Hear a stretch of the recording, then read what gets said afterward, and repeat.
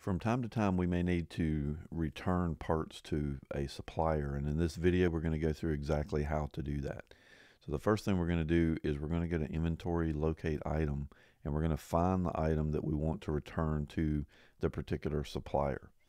Then we're going to scroll down here to the bottom to where we have our inventory bin locations, and we're going to select the bin that we want to return the parts from. So in this case, I'm just going to return a part from this particular bin. We're going to select the green button here to have Lizzie bring up a list of options that we have. So the first thing we're going to do is tell it who we're going to return the part to, and then we're going to tell it the quantity of the part that we want to return. At that point, we're just going to click the Return Items box or button. Now, once we've done that, you'll notice that the quantity on that particular item has been reduced by 1. And we now need to go to process that actual return. Now you can do this in a number of different places. If we go down here to process items, we can process our returns, or if we go to accounting and go to payables, and we can process returns here as well.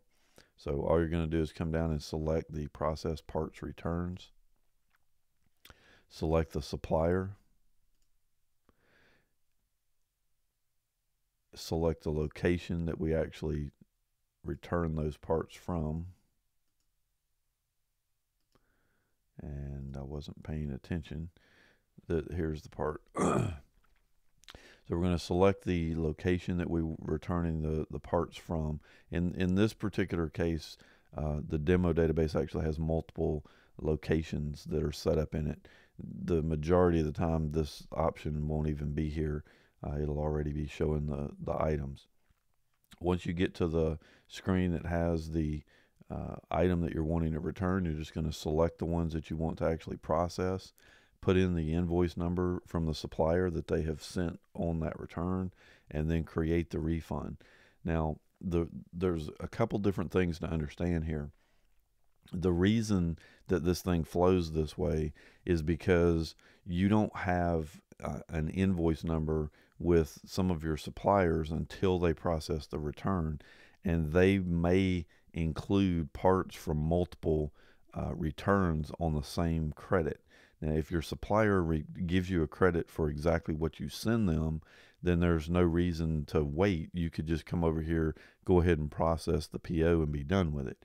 But if they change the cost on you, if they process more than one return at the same time, maybe they take the whole month's worth of returns and put them all on one invoice and send you the credit for that one invoice, then you want to wait until they actually send you the invoice to tell Lizzie which parts are part of that particular return. So it's the reason that the thing is broken into two pieces. But again, if they always process one at a time and give you multiple credits through the month, then you could just come over here and go ahead and process onto a purchase order at that particular point in time. But it really depends on the supplier and the circumstances.